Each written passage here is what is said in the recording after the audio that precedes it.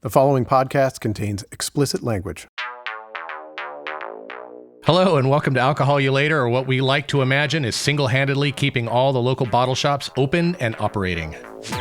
Alcohol You Later is a lively discussion about wine and spirits. I'm your host, Bobby Hougham, and I'm here with Elyas Beria. Buy my trough. Buy my what? It's Shakespearean, you wouldn't understand. And Chris Price. Barrels on barrels on barrels. Today we're going to discuss the Four Roses Single Barrel Kentucky Straight Bourbon. We're also going to try the What, you got a hairball? Hermes Red Grease NV and the Eagle Rare Kentucky Straight Bourbon. Thanks for listening in. It was good to know you. It's looking like this whole season will be subject to the COVID protocol. We're still recording from our own homes and using video conferencing to see each other. We met briefly to swap samples of the bottles we're going to talk about today. If you'd like to see the video version of these episodes, you can find them on our website at alcoholu.com. Let us know what you think by way of Facebook or Instagram at AYL the podcast. There's an email link on the website as well. So guys, what do you want to talk about today? Well, I just want to say I really enjoy swapping samples with you guys. It it makes me nostalgic for the good old days before the pre-corona days. You know, actually, I enjoyed our last episode when we talked about pre-corona tales. It made me think about the good old days. Yeah. You know, there's just so much going on right now. With people losing their jobs and not being able to afford rent and all that stuff. I would prefer to just dwell on the good old days and talk about back when it was better, you know? Hold on. So, not necessarily not being able to afford rent, because we were able to afford it, but I have kind of a funny story from back in the day, which is rent related. Okay. It's rent related. Perfect. It's rent adjacent. Rent adjacent. Is that when you used rent adjacent? Is that from when you used to live in the alley by the musical theater when Rent was playing? Adjacent to Rent? Yeah. Oh my God, it's so bad. I used to live in Portland, and I rented this pretty cool little. It was like a townhome, and one of my good friends, musician who was always on tour, lived there at this place with me as well. And we had this landlord who always wanted to just be around. She always wanted to come by and just check, make sure things were good. Always was curious about how we were doing. Always wanted to hang out. It's kind of weird, right? Now it's going on a little bit on the creepy side there. The stalkery side. I wouldn't say it was exactly, it definitely wasn't creepy at that point. It got creepy, but it wasn't super creepy. But then as a as a landlord appreciation thing, because we're such great guys, such great tenants, she said, hey, I just really want to invite you guys to dinner. Okay. And come over, have a couple glasses of wine. I'll make you guys dinner. It'll be great. Okay. You don't want to befriend your tenants, just from it's Portland though. Yeah, I guess it felt very Portland. Keep Portland weird. Portland's a little weird. Yeah, it is a little weird. So as we're there and hanging out and having some dinner discussion, she says to us, "Hey, guys, it's kind of funny. I'm glad you're here. We've had a couple glasses of wine because I wanted to just run something by you." And we're like, "Oh God, okay. What do you want to run by us?" And she said, well, none of us are really getting any younger, especially not me. And she says, and I know that paying rent can be a burden. And I'm just going what on earth what's going on right now? And she said, so, you guys are just such good, creative, fantastic people. I thought maybe that you could be sperm donors for me. Wow. I was not expecting that. Both of you. What? Both of you. Yeah, that way both of us, and then we won't know whose it is, and then it'll just be no big deal. Plus it'll be, and I was like, oh, wow, I don't know, Jody, I'm pretty uncomfortable with that. I really appreciate dinner, but I'm just like, that doesn't make me comfortable. And she was like, listen, I know. Doctors don't make me comfortable either, which is why I thought we could just do it tonight. And I was like, what? And she was like, yeah, like both of you tonight, and then we'll just, and then, don't do any messy doctors involved, none of that kind of stuff. Speaking of messy, did you ask which one of you would go first? Oh, God. Needless to say, we continued paying rent. We continued paying rent, and we got out of there as quickly as we possibly could. Oh, my God. Did you run out of there? We didn't run out, but tried to, Yeah. I don't know. I feel like I can navigate really funny situations like that pretty well. But that was a tough one, man. Yeah. Oh, my God. That is a tough one. Wow. It is just like...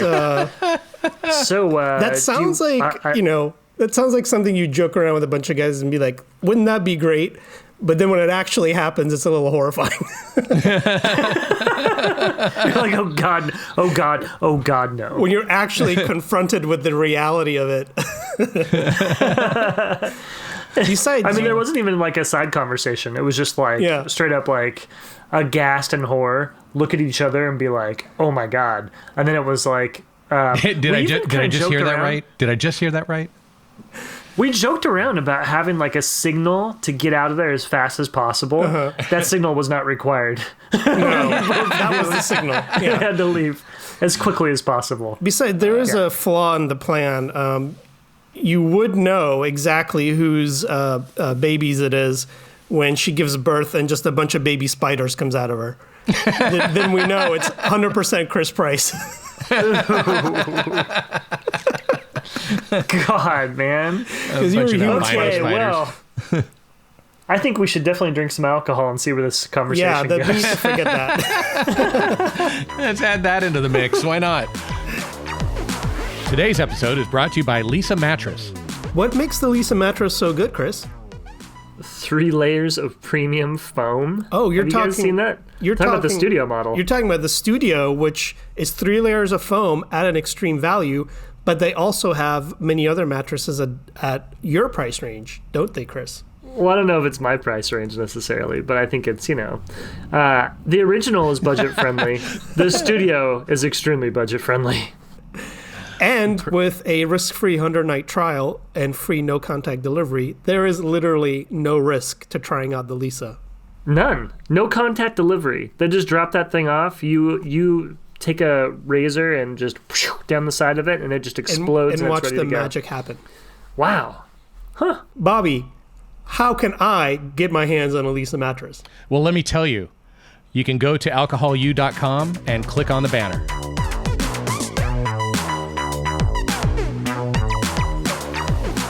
Oh, man. Well, let's do a little Rochambeau and see who's going to go first. All right, I'm ready. Okay, I'm going to do. Okay, I've got it ready. No, I don't. Hold on. Yeah, I've got it ready. Ready? Okay. All right. 1, 2, 3. Is that a rock? It's a rock.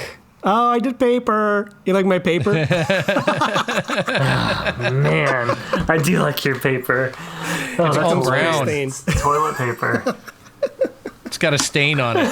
Gross. Pre-stained. God, that's gross. Nasty. That's a pretty good illustration. Mine's not good. Thank you. I not good. I spend a lot of time with toilet paper, so it's something that I So can you draw really pretty easily. don't understand it. Yeah, Yeah. we're on intimate terms. You and that TP? Yeah. All right. When you think about it, like, toilet paper is a pretty barbaric invention. Yeah, Yes. I mean, I definitely, I think the bidet is the way to go. Mm-hmm. Yeah, I mean, when you want to clean something, do you just take, when you really want to get something really clean, Yeah. do you just take dry paper and just rub it on it No, you don't. until it's gone? No. Or do you want to actually like use some soap and water? I mean, up until a few weeks ago, I just discovered showers. Before I used to get in and just take like reams of paper towels and just rub it on my body, and then I would step out, thinking I was clean, but apparently I wasn't clean. That's what I'm saying. Yeah. See? You understand. I agree. I think the Europeans and the Japanese have it right on this one. I'm buying a bidet. That's it. I'm buying a bidet. Well, there's this little attachment that you can attach to your toilet, and it hooks up to your cold and hot water, and it adds a bidet to your toilet. I think it's perfect. A friend of mine has it. I prefer just getting a standalone, like an icicle enema. Oh yeah. Let's just get the icy stream straight up the butthole. Really improves the constitution. Yeah. It's your wake up call. And then the evidence melts. Oh my god. Wait, okay. I'm mixing two things up. And to that, let's drink some wine. All right. Well. Oh yeah. I have this week a very budget friendly wine. Since we're talking about, I know we're not supposed to talk about price yet, but it's hard times. A lot of people were belt tightening, and this one is just a nice, cheap and easy, friendly red from Greece. Listen, all you have to do is bang your landlord, and you get free rent. That's true. Not a big deal. That's true. I don't have a landlord per se right now, but what if your landlord is just like a corporation? Well, then you're fucked. You have a lot of banging to do.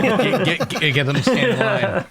Yeah. So this is pretty good. This tastes like a Greek table wine. This is a Greek table wine, for sure. This just tastes like a Greek table wine, just like a standard Greek table. There's nothing wrong with it, but it's also not the best wine you'll ever have. I mean, it has a really nice, like, dark and tart cherry note on the nose. Yeah, I'd say like overwhelmingly cherry, a little bit of like dried herbs, and it just tastes great. It has nice acidity. It's I would say medium bodied. It's not exactly light bodied, but it's not a rich heavy body either. Very easily just drink it on its own. Goes well with food also. Is not going to blow your mind, but is also not going to let you down. But it is a conventional wine. It is not a natural wine. This is just straight conventional. Straight up conventional. So, you'll definitely go sterile and also grow breasts at the same time. Whatever the things that conventional wine do to you. But the grape on the predominant grape on this, I believe, there's not a lot of information on this because it is one of those like bulk wines made in ginormous quantities and shipped in like shipping containers just to fill holes. Yes. But the primary grape on this is called Aioritico. Also, the anglicized name of that grape is St. George. So sometimes you'll see it called St. George, but mostly it's called Aioritico, and it's spelled like A-G. I don't know. I don't have it. I can't spell Aioritico, but it's St. George's grape. Huh. Yeah, it's one of the main grapes in Greece, and it's a really great grape, but it's not. It's hard to charge a premium for it in the U.S. just because it's a weird name. It's not Cab, it's not Merlot, it's not Pinot. Sure. But it definitely can stand, with those grapes. It's it's somewhere between like a Pinot and a Merlot. It tastes super young. It doesn't taste like not a ton of tannin. Right. It's probably, I would say, stainless steel. So there's probably no wood because barrels cost money. And they're smaller, so you can do like giant quantities in a stainless steel tank. The tank is cheaper than this is barrels. one of those like drink immediately wines. Exactly, yeah. This one's also drink it. Yeah, do not try to age this one. It's not going to age. No, don't age it. And if you open it, drink it.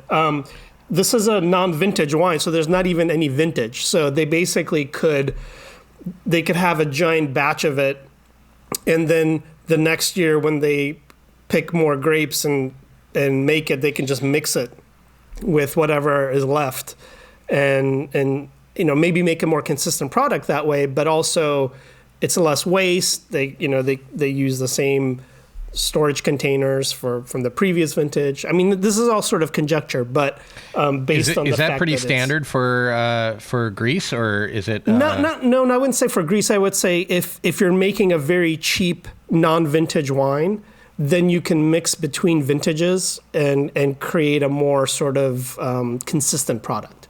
So then, like, yeah, no, I understood that, but no, what I'm curious though is do you want me to talk slower? I don't know if you understood. Yes, please. Wow. I need a little help. Wow. What I'm wondering is does the winemaking in Greece typically do this sort of process where it's non-vintage? Like, you chose specifically to go to a conventional wine. Are there no natural winemakers in Greece that you have tried or that you like? Or no, there are, and the numbers are increasing more in terms of what's coming to the U.S. I have had a few. I think on the show even I've brought one or two, at least one natural wine from Greece, but it's definitely more rare than finding one from Italy or France or the U.S. But the non-vintage thing, I think, is more of a characteristic of sort of cheaper kind of bulk wines, because that way, Sure. if like just in terms of what the client wants in terms of a wine buyer, if you're going to the store and you're spending, let's say, $25 a bottle for wine, and that's sort of your normal, the kind of wine drinker you are is you kind of expect changes from vintage to vintage, and it's interesting to you, and you don't necessarily want the wine to be the same all the time. It has a general characteristic that you want, but you're fine if one year it's sort of very tart and the next year it's sort of a little more tannic or whatever. But if you're buying a sub $10 bottle of wine, let's say theoretically, and you just want to go grab it off the shelf, you kind of have an idea of what it is, and if you go taste it later and it tastes totally different, you're going to be disappointed, not pleased, right? So I think having it non-vintage is one way to just have a consistent product all the time, so then people buying in a cheaper range can just go grab it off the shelf, and they're going to know exactly what it tastes like, So are they using super purple or? You know what? They might be. My guess is not, because it costs money. Even though a lot of cheap wines do have it, my guess is, just from the way it looks, it's not super opaque, and that super purple or ultra purple, whatever it's called, does make a very sort of rich, opaque wine. This is not a big wine, right? I would say no, it definitely is. It's light. Yeah. Yeah, I would say it definitely the grapes probably come from vineyards that are sprayed with pesticide just to and probably use fertilizer. I was going to say I was tasting yields. a little note of chemical on there. Yeah, probably. So, and then they probably use sulfur and conventional yeast to just to create a consistent product. So, my guess is that's the extent of the sort of manipulation on this, because the more you do manipulate it, it does drive the price up a bit, because you need more equipment and ingredients and other things. But my guess is it's just it's just a straight up conventional wine, but it's just those grapes, and it creates a nice everyday medium bodied wine that goes with a wide range of food. You could have this with salmon even. Salads or whatever, or you could just drink it as a aperitif. So, it's just a very good budget friendly, wine to have around. Excellent. Yeah, I'm in. I'm totally in. He's buying a case tomorrow. The like this type of wine. What'd you call it? What's the name of the? Oh, Aioritico. Yeah, I mean, I actually this brings me back to one of my favorite Greek restaurants. That, Oh, yeah? The reason why I initially right out of the gates said tastes like Greek table wine. I went to there was this fantastic Greek restaurant that's not too far from where you live.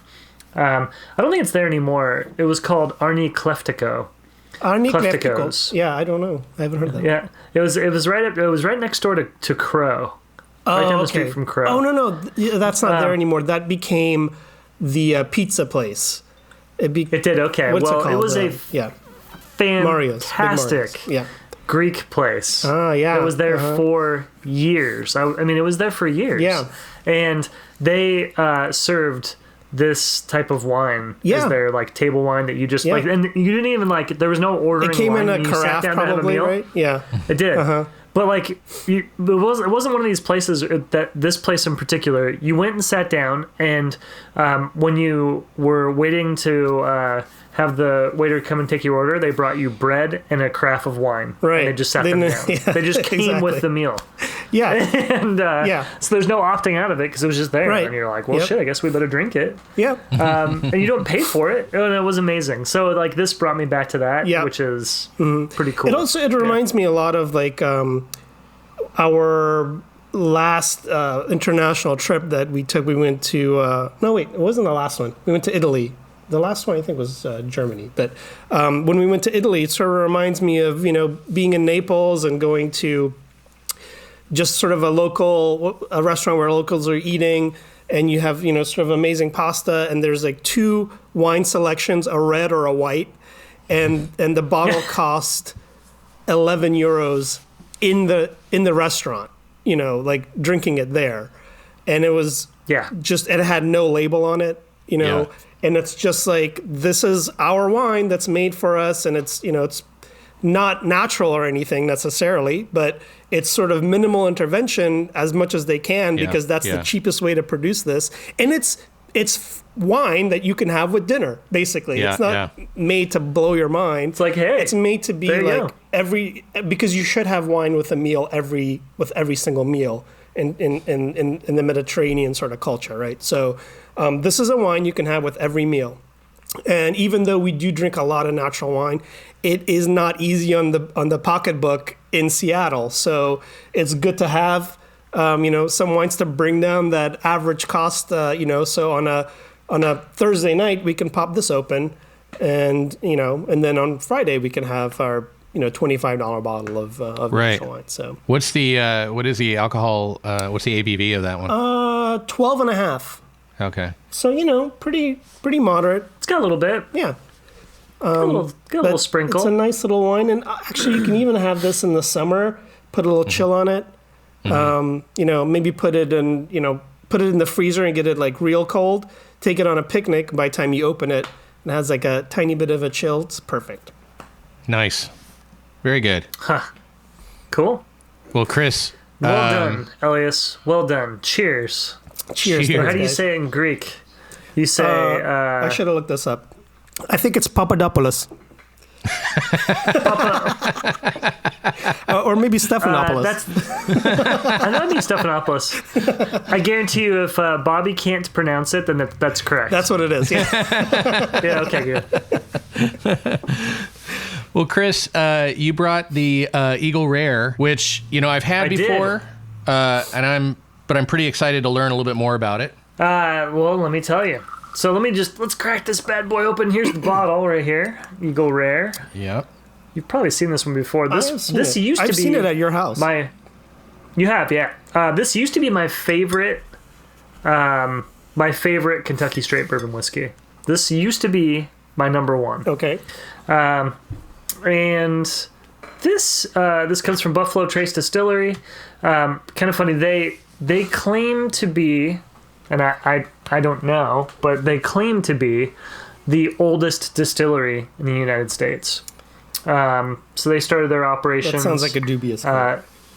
It does, but they did start their first distillery, or the place where the Buffalo Trace Distillery is at, was built and started in 1775 by a guy named Hancock Lee and his brother Willis Lee.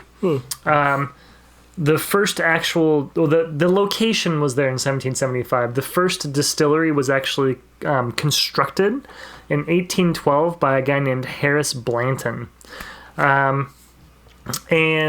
which you would also recognize there is a Blanton's whiskey as well today. There is a Blanton's whiskey.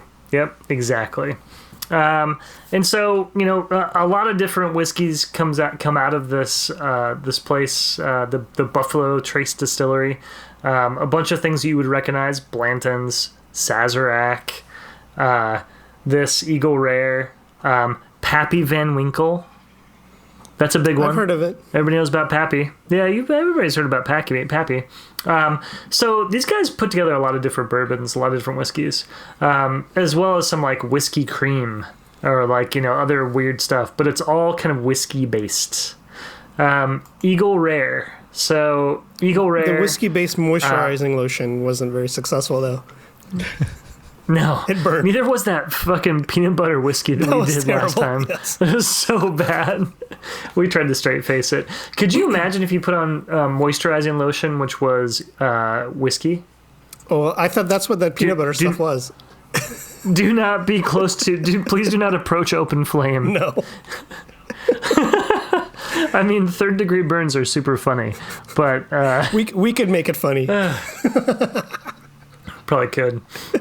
This smells amazing. So, yeah, it's so Eagle Rare, the base level Eagle Rare is a 10-year bourbon. So it's aged for 10 years. There's 3 kinds that they sell. They got the Eagle Rare, they got the Double Eagle Very Rare, and then they got the Eagle Rare 17-year. And so each one, so it goes in, the order of them is, the nicest one is Double Eagle Very Rare. The next one is Eagle Rare 17, and the next one is Eagle Rare, which is the 10-year. We're having the Eagle Rare 10-year. I can't tell you that I've had the 17 and I've had this. They don't taste all that far apart. Mm-hmm. But this is just like a fantastic, just have at your house drinking bourbon. You can just like pour it into a glass anytime. It tastes really good. Pour it over ice cream. It's really, really easy. Over ice cream. I don't think I would ever pour this one over ice cream, to be honest. I'm getting a lot of interesting notes off like aromas. Maybe coconut? Oh, yeah. I thought earlier I was getting some fennel seed, but now that I smell it again, I can't. But I definitely smelled it before.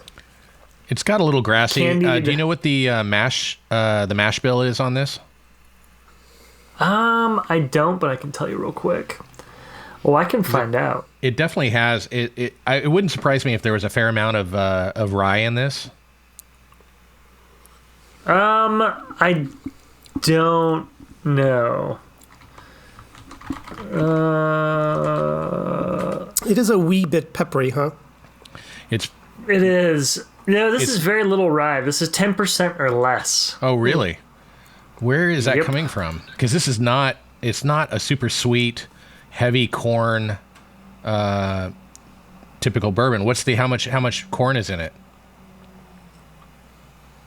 99. Dude, now you're just it's all corn. You're just peppering me. It's 90% corn, 10% rye. Huh. Fuck me, really? It's very elegant for that surprises me. Not having.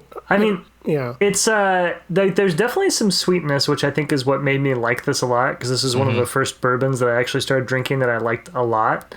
I think non-bourbon drinkers would definitely find this enjoyable, because it definitely has that sort of like you're getting that toasted kind of nut honey sort of flavor, along with like an idea of like brown sugar, which is something that's super good. Like the caramely notes inside of these are what makes these a very good intro whiskeys to people who are just getting started drinking this kind of stuff. Sure. And it doesn't have the cloyingly sweet sort of quality that, say, your last whiskey was. Oh, God. Yeah, no shit. God, man. What I really like about this a lot is that when it finishes, that's where you get like that kind of the end trend of the sweetness that is like kind of let it linger and think about bubble gum or think about toffee or like a little bit of dry leather with vanilla. Yeah, like the vanilla it's I'm getting, all there. or like toasted coconut, that sort of thing. I'm definitely getting. Not so much the bubblegum. I like but the toasted coconut on the finish is definitely there. Yeah, maybe like a little cinnamon or clove.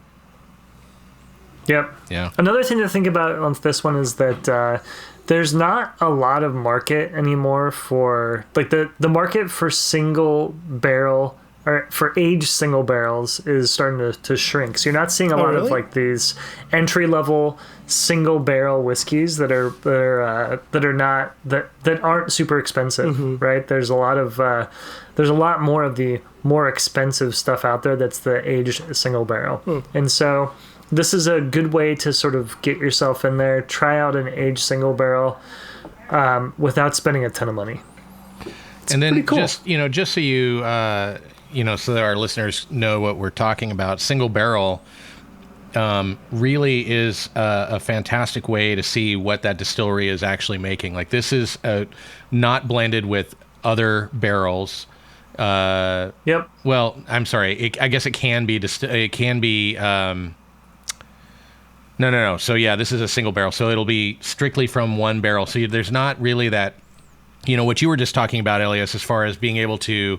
A non-vintage wine being able to blend between years or whatever kind of like keeps a certain flavor profile and color and that sort of thing. You really can't do that with this. So if you were to pick up a bottle of the Eagle Rare single barrel, it's like a vintage whiskey from this year. Yeah, you can try it the next year and it'll probably be pretty similar, but it may not. It may be just a bit different depending on how the weather was or whatever, things can really affect. But there's no blending that's involved. Yeah. They're not taking multiple barrels and sort of blending them into whatever that particular vintage. It's less forgiving because then if there's any sort of rough notes to it or anything not pleasant about it, they don't really have the ability to smooth that out. Yeah, no, it is what it is. Well, they can add water. They can add water. Yeah. So, and I was going to ask, is this cask strength or what's the proof on this? This, I don't know if this is at cask strength or not. There's a couple different options. You either got cask strength or you have non-chill filtered, and it kind of runs the gamut, right? I don't know how they do this one particularly. I know that when Elyas talks about the mass-produced wines, this is a frickin' mass-produced whiskey. Like, no question about it. There is a gajillion bottles of this on hand anywhere you go. You can buy this pretty much anywhere. QFC, Safeway, anywhere you might want to go that has. Yep. So then this is a those very, are very, all very those widely bottles available. Are coming out of different single barrels. Yeah, you can get. I would something imagine like, so. Yeah, it's like 1,800 bottles per barrel. So yeah, I mean, if you had a full rec house, yeah, you could produce quite a bit. But the thing that's interesting is, now I don't know about how this is produced, but like some whiskey rack houses, they'll be multiple stories tall, and they'll go through this whole process of moving barrels up and down the different elevations as part of the aging, because it's hotter the higher you go and that sort of thing, and it allows the whiskey time to the wood barrel to breathe the whiskey, and that causes a different sort of flavor to happen in the whiskey. There are other whiskey rack houses that are all on one level because they believe like all their barrels should be exactly the same, and they're not going to do that whole process of going through movement and that sort of thing. So when you're talking about a single barrel, obviously, if you're producing a mass quantity, you're going to want to make sure that your barrels are as consistent as possible year over year, so that, and I'm pretty sure that on your label, Chris, correct me if I'm wrong, but there's probably a barrel number, and possibly even a location number. Or they have one giant barrel the size of an airplane hangar. It's massive. The barrel is so big. I don't see one on here, but I know the 17 for sure. For sure, we'll show that. So single barrel whiskeys that are in North America, there's a handful. Ones you would definitely recognize. So from the Buffalo Trace Distillery, there's 3. There's Blanton's, Eagle Rare, and then something called Rock Hill Farms. And then here's a smattering of other ones that aren't Buffalo Trace. Elijah Craig, Jack Daniels has some very specific single barrel bourbons. Jim Beam released a very specific single barrel bourbon. Michter's, you probably have heard of Michter's Rye, that has one. Knob Creek has their own that's aged 9 years, and then Four Roses Distillery has one. So which we're going to try today. Which we're going to try out. Wow. Another single barrel. Four Roses single barrel. Oh, man. I'm going to need a nap because I am getting fucked up. Let's go, Well, bros. Chris, this was that was a fantastic whiskey. I definitely will have to see about adding that to my cabinet. Yeah. So thank you so much for that. Next time you visit that. Chris's house, you could add it to your cabinet. Next time I visit Chris's house. You can. This is true. Or next time your wife just drops in without you knowing about it, I'll just hand it to her and she can bring it home. I'll give her the target. Go to the cabinet. Look for this. So here's the Four Roses that we're trying today. Four Roses single barrel. I just drank the rest of that Eagle Rare. Let's pour this in here. Are you doing single barrel slammers? Single barrel slammers. It's the fastest way to go to the grave. I mean, to the drunk tank. So this is the Four Roses single barrel Kentucky straight bourbon. Just to refresh everybody, bourbon must be produced in the U.S. from at least 51% corn and stored in a new container of charred American white oak. A straight bourbon, to be classified as straight bourbon, it has to conform to all the guidelines for bourbon and be aged in that charred oak container for at least 2 years. If it's aged for less than 4 years, an age statement must also appear. This one is actually, I think this one is aged for 7 or 8 years. I can't remember offhand.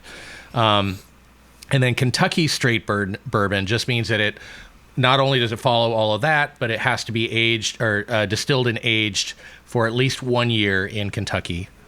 And then we just talked about the single barrel thing where the thing that's interesting to me is that even non-blended whiskey, like you can buy a whiskey that's considered a blend, like I'm trying to think offhand. I believe Jameson's is a blend, and Johnny Walker is you're talking about corn. You're talking about corn, rye, malted barley. No. Mixes, a blend, or are you talking about? Blend doesn't. That's the mash bill that you're talking about there. Yeah. A blend is where you will actually take. The distiller will go into the rack house. He'll try all the different barrels. Different batches. Yeah. Non-single barrel. Mm-hmm. Got it. Okay. And a blend can actually go between different distilleries even and take barrels from different distilleries and put it together, whereas a non-blended whiskey can't. But a non-blended whiskey can mix between different batches or different years. So it's not quite as strict as a single barrel is, but it's not as loose as an actual blend is. So this is a single barrel. And a little background on Four Roses. It was produced and sold as early as the 1860s. I think it was 1870 where they had their first trademark that they were able to find. The Lawrenceburg distillery, where it's distilled now, was built in 1910 and is one of 3 Kentucky distilleries on the National Register of Historic Places. Kind of cool. In 1943, it was purchased by Seagram's Seagram's was going through a whole process of buying up everything back then. And then for some reason in the 50s, they stopped selling, Four Roses was all about the blend. And it actually, for the most part, still is all about blended whiskey. And it stopped selling it in the U.S. in the 1950s. At the same time, and here's the crossover, at the same time, they also owned Eagle Rare. And they only sold Eagle Rare in the U.S. as that was a straight whiskey.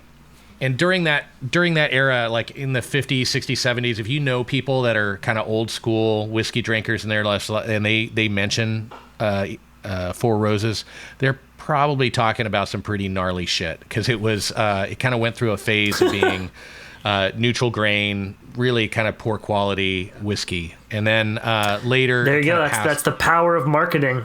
Yeah. Power of marketing right there.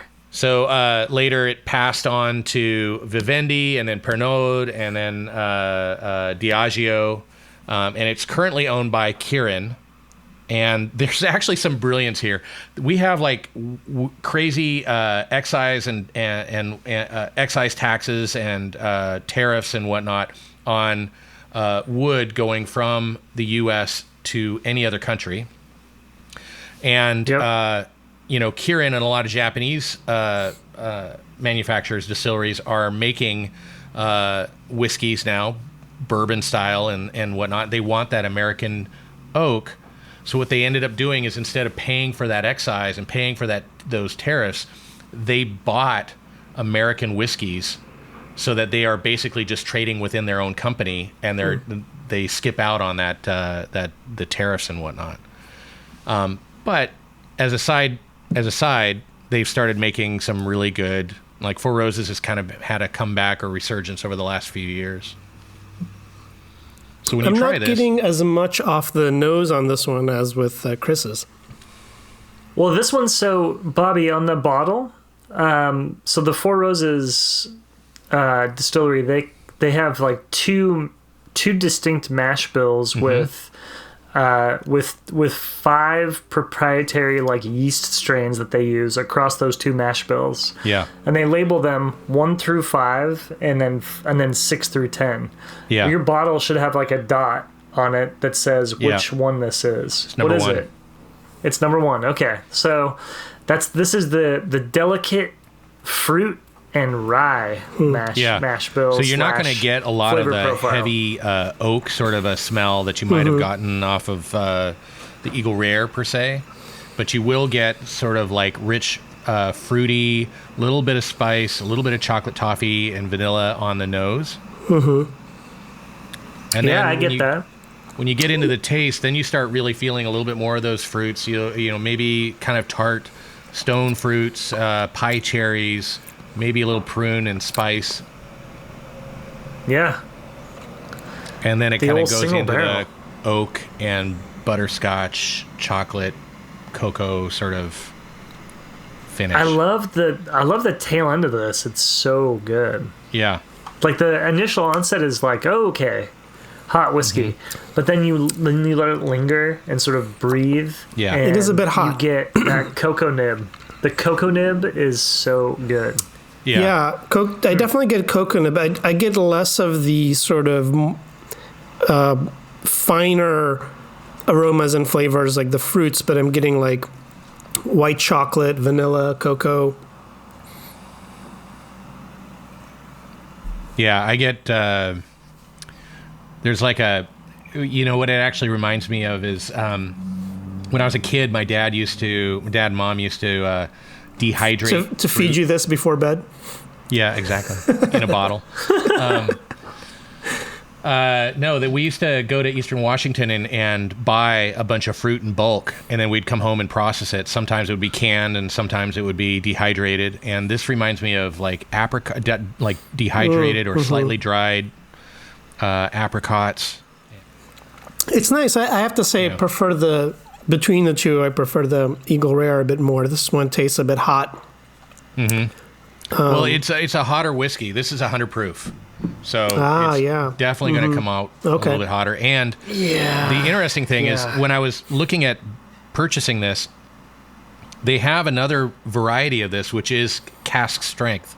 Believe it or not, even It's hotter. Okay. Yeah. So I was just like, no, I just wanted something that was a little bit more approachable for the episode, and it's a little bit more expensive, the cask strength, but and I know that people definitely really like Four Roses. It has a solid following, and people prefer the cask strength because then they're actually tasting the whiskey as it came out of the barrel. Like, this is literally the pure form of the whiskey, and then they can dilute it down however they want. Sure. But I don't care that much. I just wanted to try a good whiskey, and this one is. It's a good one to have on your shelf. I'm now very curious because all of these different distilleries have a whiskey cream. What would you even call that? Is it whiskey like Irish cream? It's like Irish cream, but with straight bourbon whiskey. But oh yeah. So it's a liqueur. It's a liqueur that has. But how is it made? Like I don't actually know what that is. Is it with cream? Think about it's whiskey and dairy. It's whiskey and like a heavy cream. So it is a cream. Okay. Is it? Yeah. Actually, we were just. I'm looking thinking it about up. like.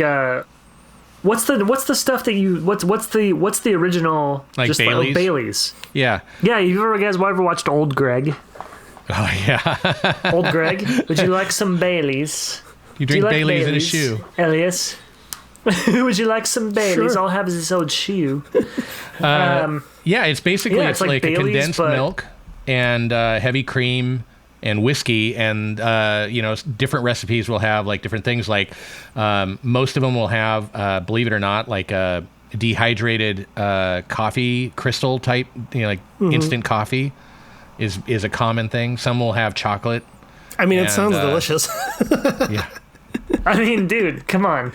You get like super rich cream and just like peanut butter whiskey and just cram them together, and then you puke a gigantic peanut butter log. That sounds like dairy. It's so. There are probably more pleasant ways to die.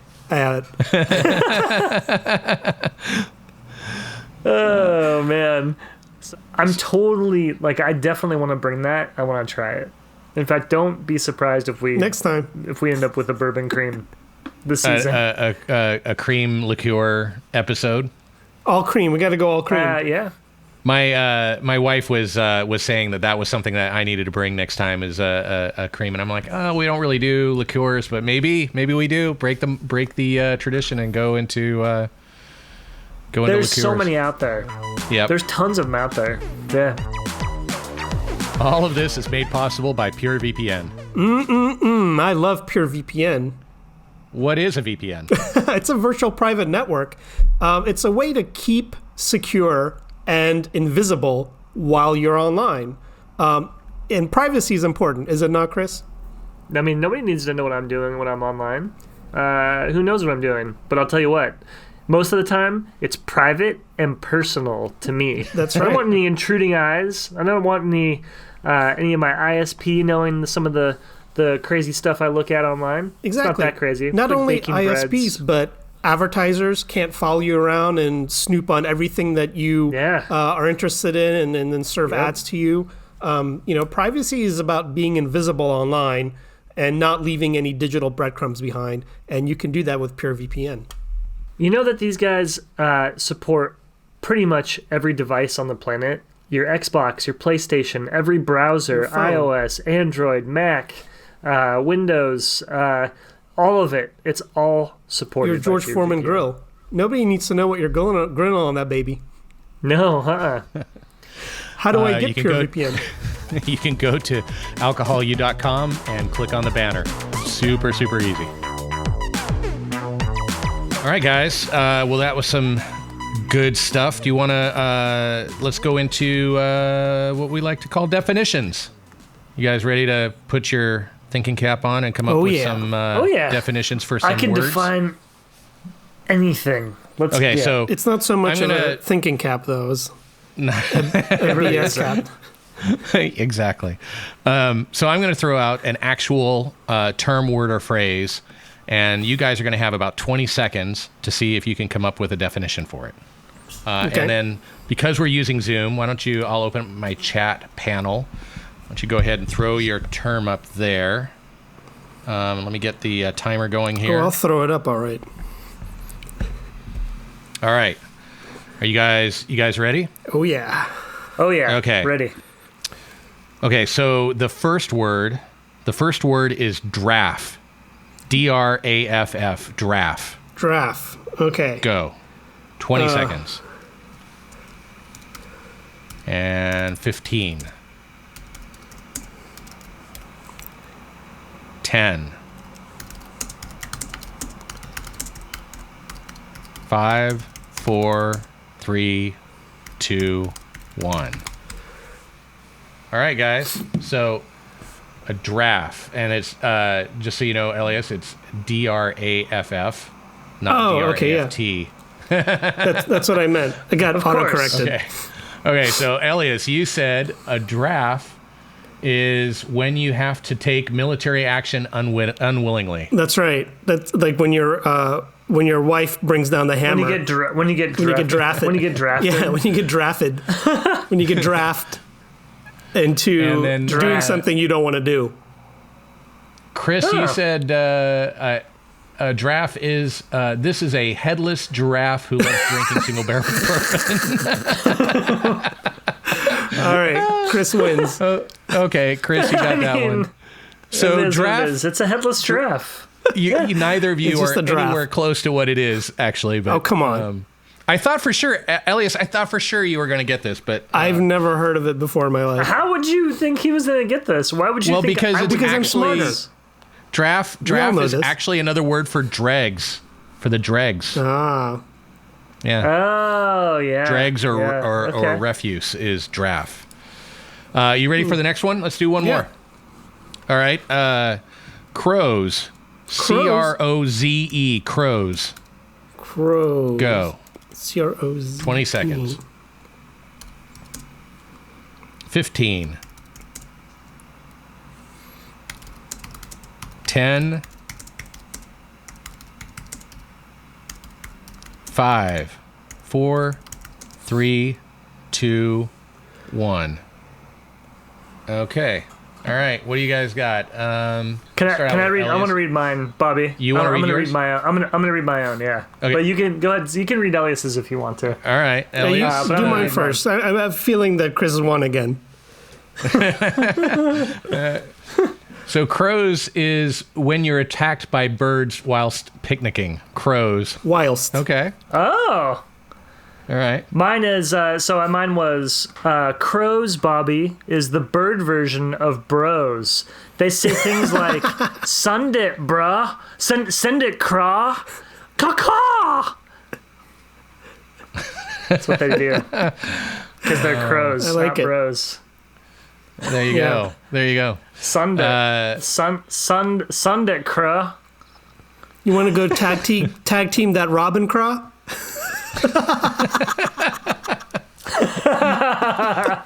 Well, if there's free rent involved, craw. Oh, yeah, craw, of course. Bringing it back.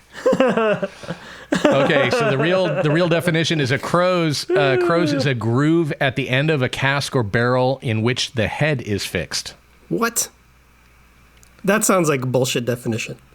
Okay. It might be. I mean, I like Chris. I get it off of the interwebs. You can't even pronounce I French just make all words. this shit up. How do we wanna, know this is right? How did you just pronounce French, Chris? Do you guys want to try another French one? words? Why not? French words. One more. This one is called Fankle. Fankle. Fankle. Fankle. Fankle. And 20 seconds. 15. 10.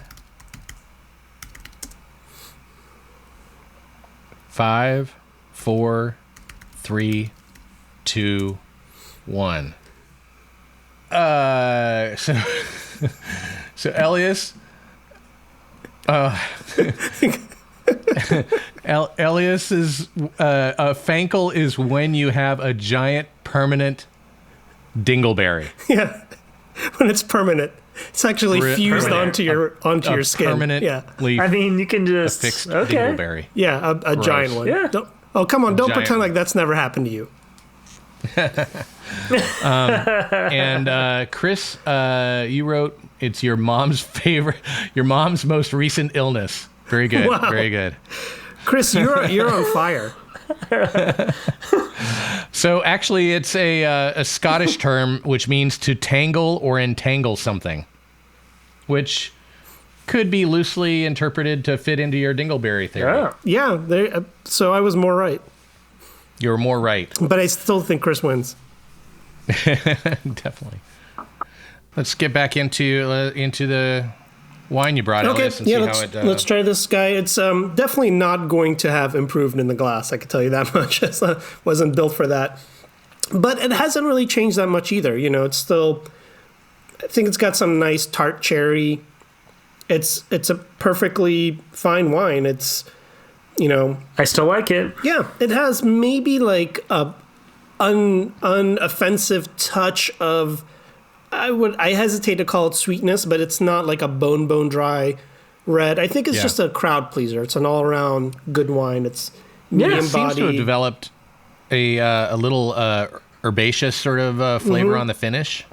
Yeah, those little dried herbs are sort of coming out. But I mean, this is to me like classic sort of Mediterranean profile. Like you think of where this is from, you think of Greece, you think of like oregano and rosemary and, you know, that sort of stuff. And and I think it's just a perfect everyday Mediterranean red wine in every way.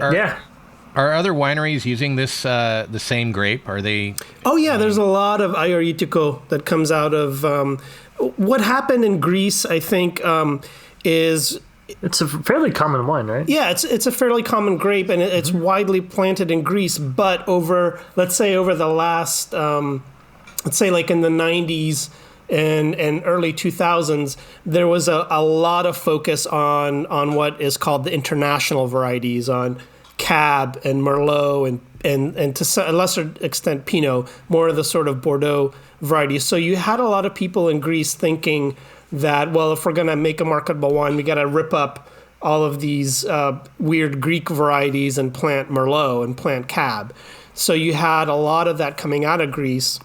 But I think now people are interested again in, you know, what are the weird grapes coming out of your country that you've had for a long time? So I think you're going to start seeing a lot of, it's still fairly widely planted in Greece. So you're going to start seeing a lot of Ayaritico and Zino Malvro is another one that is a little bit closer akin to Pinot, I think.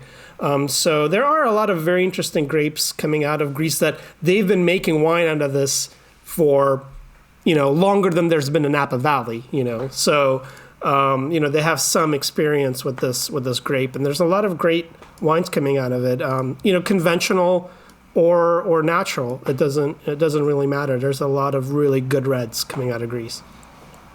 So where did you get this? And how much is it? I got this from Total Wine, which, you know, is all over the country. I don't know that every Total has it, but I do know that one of the things when I spoke to one of the Total guys one time, they said that if there's not enough of a wine for us to have it in every shop in a particular state, then they won't carry it. So I think there's probably a ton of this available, and I would imagine it's in a lot of Totals across the country. And I think I paid $11 for this, but at Total, if you buy 6 bottles of something, then you get the case discount, essentially. So if you buy 6 bottles of this, it comes in at like $9.98 or something like that. So you can get it at less than, and, you know, six bottles is not a lot if you're a wine drinker, if you're just sort of a casual wine drinker even. Get 6 bottles of this. It's not going to age, but it'll keep. You know, it's not going to go bad in the bottle. So if you drink them over a month, it's a bargain. Yeah, wow. Sure. Very good. Cheers. Cheers. Cheers. Okay. Eagle Rare, Chris. 10 year. All right. Tell us all about it. Give this bad boy I one more really shot. like this, Chris. I'm not a whiskey It just drinker. smells but fantastic. Yeah, I was looking forward to coming back to this. It's awesome. It is awesome. It's so good. So I as well got this from Total Wine. Oh, okay. Total Wine and There More. we go. This is $32 per Wow. bottle. So That's pretty not cheap bad for whiskey. For a whiskey. That's all I'm saying. That's what I'm saying. Like, this is the entry-level single barrel that I would consider one of the better whiskeys you could buy. And so, if you just want to have a whiskey, have a bourbon on hand, a Kentucky straight bourbon on hand at your house. This is my choice of the one to buy. I have to say, like, I'm not knowledgeable about, whiskey, but I do think I have a pretty good palate in general. And based on all the stuff that you guys have brought over the course of us doing this and all the sort of whiskeys and scotches and things that I've tasted, I thought that this was going to be a more expensive bottle, just based on the, for the sure. texture of it and the complexity. I was thinking like 80 at least. Oh, wow. I think I would have probably put it at about a $65 Yep. bottle, but at least but double. Yeah, it is. Yep. It definitely, yeah. And in Washington State, $32, you walk out at $41.39. So it's a really, it's still a really affordable, That's a pretty good. That's a good affordable bargain. bottle. Yep. Yeah. Yeah, it really is. And a Total Wine, that's great because that means you can pretty much get it anywhere in the state. Yeah. Yeah. Oh, for sure. Yeah, no question about it. And yeah, I mean, it's a fantastic bourbon, right? Rich, kind of a little bit spice, vanilla. It's complex. It's like, it's got it all, and it's not going to punch you in the face. Yeah. Yep. Unless you drink a bunch of it Then with it other will. people, they may punch you in And the then it will face. definitely punch you in the face. Yeah. You have some Other people experience. punch you in the that, face. No, for sure. Of course. That's why I dodge and I'm fast. Run. Oh man. Yeah, so there you go. Bobby. Well, yeah. Thanks for bringing that. That was a good one. And I am definitely going to have to see about putting that in my cabinet. This I brought the Four Roses single barrel Kentucky straight bourbon. This runs for about $57 plus tax in Washington State. That gets you up to about $72. This is, it's kind of crazy. This is the most expensive I've seen it. When I did a search on Wine Searcher, the rest of the country can actually get this for between $34 to $45. What is wrong with Most us? places are in the mid 30s. So Washington State is just raping your dollars for That's so dumb. on this one. Yeah. I have to say, for the most part, I feel like, I've lived in like LA and I've lived in New York City and in Washington, D.C., which are pretty expensive places in the country to live. And I feel like the cost of living in Seattle is lower compared to all those places, except when it comes to alcohol for some reason. Oh yeah. We have a crazy? long I and know. strange, weird history with alcohol here, so it's it doesn't surprise me a whole lot, but It's just at the same time, it just annoys me that yeah, things are cheaper in New York City where I lived, where everything else was more expensive. yeah. It's just annoying. Well, that's why you develop friendships with people in Portland or in Canada. Yeah, But That's so true. yeah, I like to think of these single barrel bourbons as kind of like a roulette game. You just never know what you're going to get. And then sometimes you get a good bottle, sometimes you get a bad go bottle blind. year over year. Sometimes you go blind. You never know. Funnily enough, like a lot of the reviews that I've seen on the Four Roses, people immediately discredit it because it's taste harsh or it's too. It's just like too much. it is. I mean, it's But pretty then hot. people who are like, people who are seasoned bourbon drinkers or alcoholics, they just really like it They're a like, lot. great. I think it's It's a good value. Yeah, this is fantastic. Yeah, it's a good value. I know. It's a delicious, good value. I don't think that That's why it's I bring ever my going long to. runs. I don't think it's ever going to quite get the notoriety or level of fandom that say Pappy's has. but I think that people will, you're right. I think people that know how to drink bourbon and know what they're looking for in different flavors and that sort of thing. I think that, Four Roses is a good get. And the single barrel definitely is a good get. But I think what that means is that it has a point of view. It's not boring. It's not a whatever sort of just another product out there. I think that means like some people do actually hate it. That means that it does have some sort of unique point of view and a unique profile to it that you may love or you might hate. But I think that's better than tasting something that's sort of like, it's whiskey. Everybody's going to like this. Yeah, exactly. Yeah. I think in general as well, it kind of comes down to, especially for spirits, there's like this there's like this magic price point that is about $45, $40 to $45. And if it's over that, there's an expectation. You have to think about it. There's an expectation. Yeah. And, I think what you'll often see is this, whatever spirit is great for a spirit that is more than X dollars or less than X dollars, right? I think that's the magic kind of price point. And so as long as people know what they're going in and getting into out of the gates, it's kind of like that sets your expectation better. Even though we just had two distinctly price pointed bourbons that are above and below that mark. And I personally like the taste of the Four Roses better. I like it better. It's funny you say that though, Chris, because these are both actually in the same price point if you're anywhere else in the country. Yeah. Oh yeah, there you go. Yeah. Yep. There. So okay. I would put these as peers, definitely, as far as like how they're made. I think it's interesting because they're both different. They both have a shared history, but yet they are decidedly different, and they both speak. They both hit different. But they're flavors, both interesting, and they have a sort of a point of view in terms of the flavor profile, and I think it's you're not going to be you're going to be amused and intrigued by drinking these for sure. Amused and intrigued. I thought Bobby was going to say they both. He was trying to say speak something, and I was like, oh, they both speak a foreign language, unlike Bobby. Unlike Bobby.